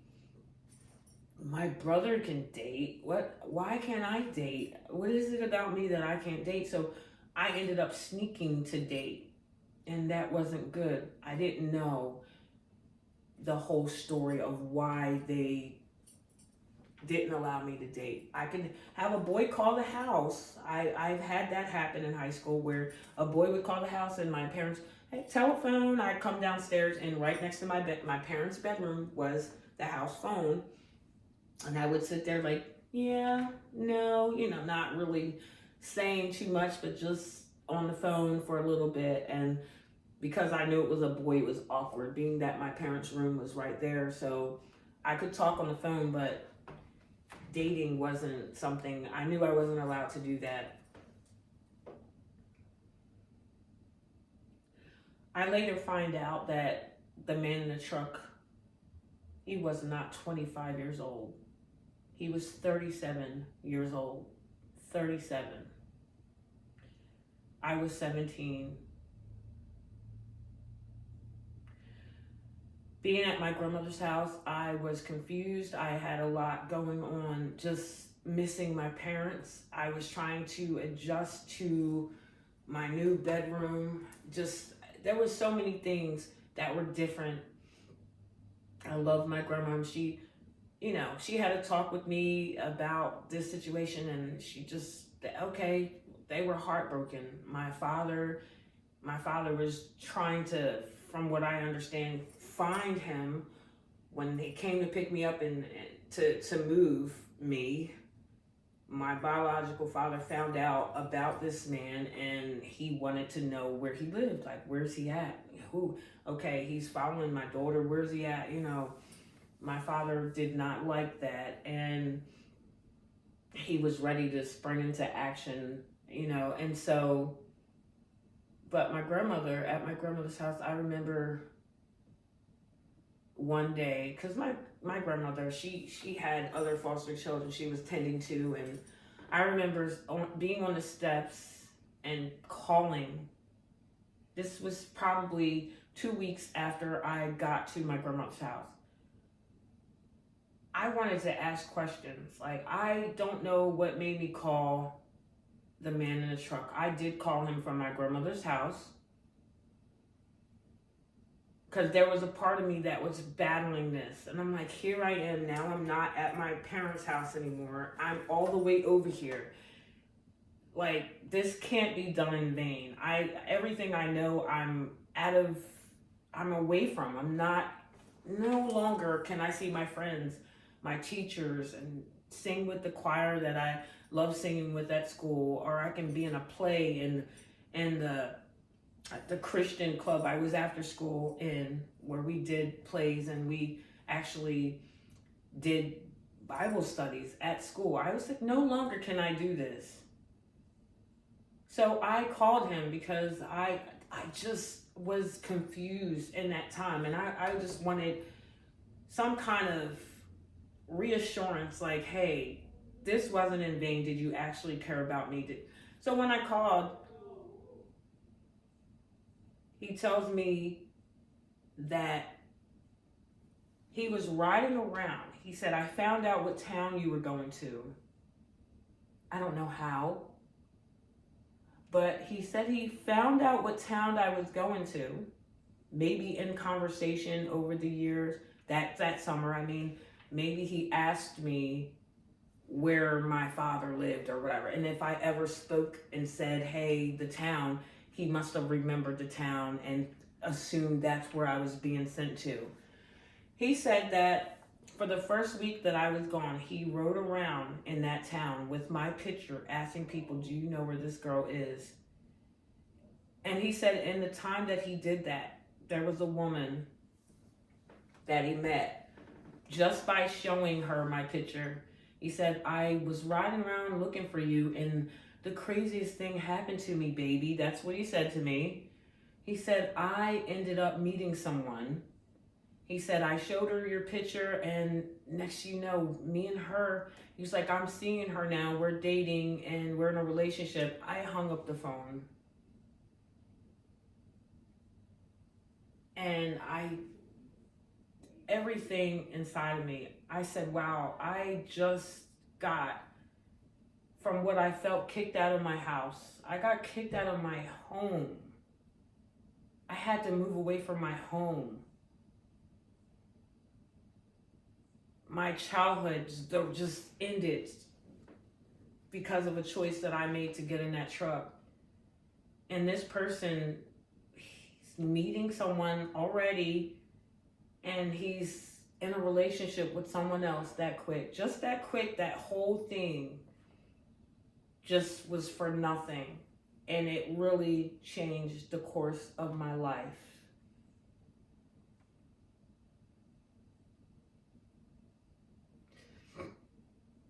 I still had a great relationship with my parents, and any chance that I got, I went back home for holidays, birthdays. At any time I could write them a letter. I really love writing poetry, so I would make my parents a poem and you know, mail it off to them. And I went home for my siblings' weddings and things like that. So we still stayed in touch, but the hardest part was when I would visit my parents. If I spent the night with my sisters, everybody's at the house. The hardest part was that I couldn't stay. I had to go back to my grandmother or my father's house. It was no longer a place where I could stay. It was a place that I could visit. That was hard. That was hard. Because all the good that I'd done in my childhood, it didn't override that one thing.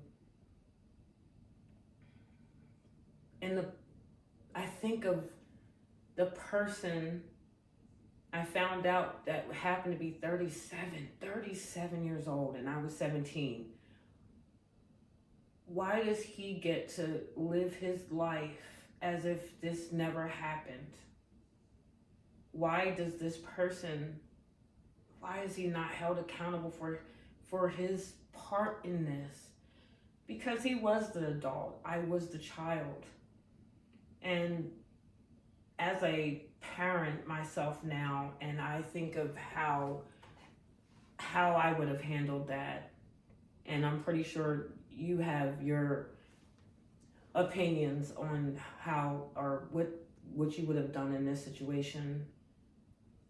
But I just want to say to you, I look at it as, okay, as bad as it is, it changed the course of my life. My father and I would sit at the table, and he started to get mail that came in for me for colleges. And I always wanted to be a teacher since I was, as far as my parents are saying, they're saying as far as back as preschool, that was one of the things. Anytime you asked me what I wanted to be when I grew up, it was a teacher. I wanted to be a teacher. I did become, before I left my parents' house, I was a Sunday school teacher at my church. I loved working with the kids at my church. My dream was always to have a youth center for children and teens and help them do positive things. And but that one choice of me getting in that truck changed the course of my life, and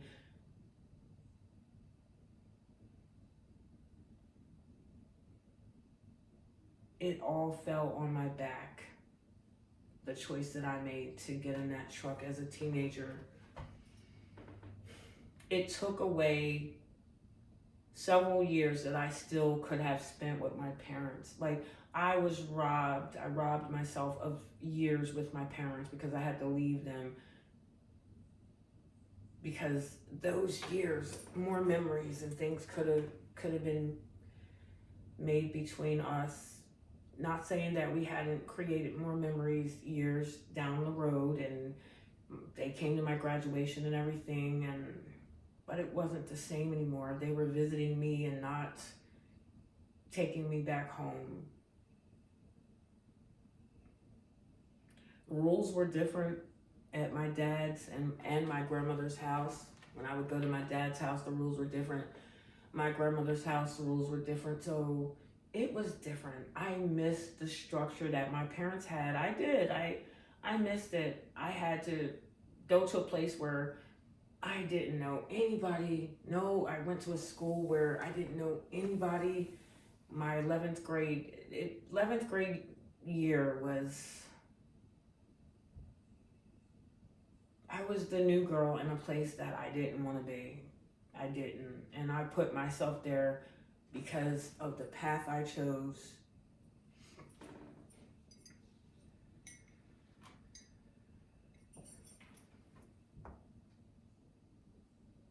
Getting in that truck changed the course of my life. I almost feel like in moments like that,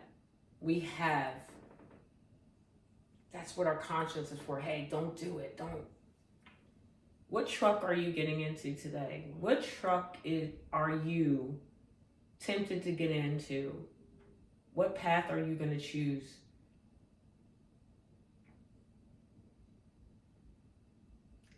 I have forgiveness in my heart for this person. I later found out he ended up, I guess, with the woman that he met looking for me. I guess he ended up marrying her and having a family and some little girls. And I just pray that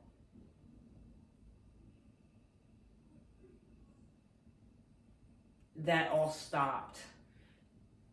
I pray that that wasn't something that was continued.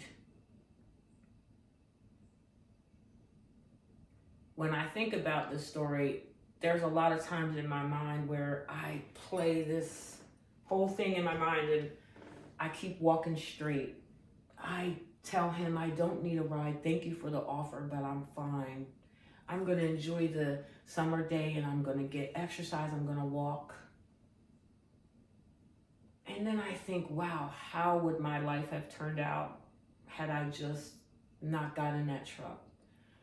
What college would I have gone to at that time, picking it out with my father? And, what school would I be teaching at? Or the course of my life changed, and I just lost a desire to even, because continuing on, there'll be a part 2 where I do tell you how life was when I ended up in the town where my grandmother lived and my father lived. I can tell you how that ended up once I got there, aside from me crying in my bedroom. And, I enjoyed being in my grandmother's home and getting to know her. But I was sad. I was very sad, and I missed my parents. And just knowing that this person went on with his life, and I don't know whatever happened in his life. I'm not saying that he didn't have, anything that was done or whatever. I just know that he didn't get in trouble for my situation.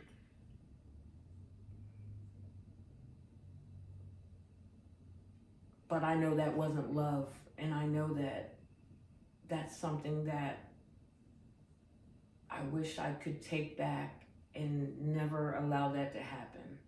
So I ask you today, what truck are you getting into that might change the course of your life? What is it that you're trying to figure out what path to go down? What is the path that you want to choose? Because that can affect your future. The path you choose can alter how your life is going. Are you going to pick this left path here? Or are you going to pick the one on the right? That changed my life. And I had to pick up those pieces and try to make things work. And when things didn't make sense, it's like I gave up on me.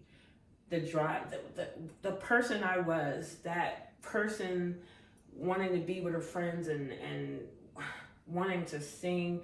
I lost a little bit of my song when I moved away, a little bit of my voice, a little bit of my poetry writing, a little bit of my laugh.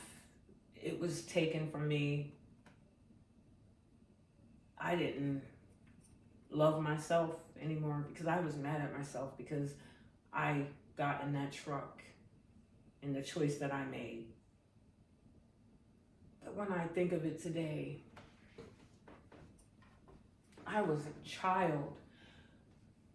I think of it today and I have twins that are about the same age I was then when I made that choice. And I see how immature that they are. I'm like,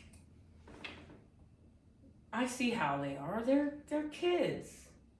And I'm like, I was a kid. So when I had family members and people calling like, oh my goodness, I can't believe you did that. I can't believe you got in this man's truck. And all they could see is, wow, Shantae's fresh. She's this. But what nobody was saying, no one was saying, I can't believe that adult would pursue this. I can't believe that adult. All I would hear my siblings say is, wow, Shantae, I didn't think you would do something like that. You were sneaking out at night. You never once did I hear shame on him. I didn't hear that till I got to be an adult. One of my siblings, she said, yeah, she called it what it was. And I heard it for what it was. And I realized, wow, Shantae, for those who say, oh, you're not a victim, you chose to get in that truck. You chose to do that. Yeah, I did. But I was not the adult in that situation. I was not. Call it finessed, call it whatever it was. I ended up falling for him after time. I was just a teenager looking to save some bus money so that I could eventually get those Nikes that I wanted. Again, I had a sneaker fetish. I still kind of do, actually, with shoes. But, that's all it was at first to me. And over time, because you bond with time. Over time of him picking me up, there was bonding. Him crying about his deceased wife. I started to develop feelings for him. I started to care for him. I'd never seen a grown man, like I said, cry. So I felt like, wow.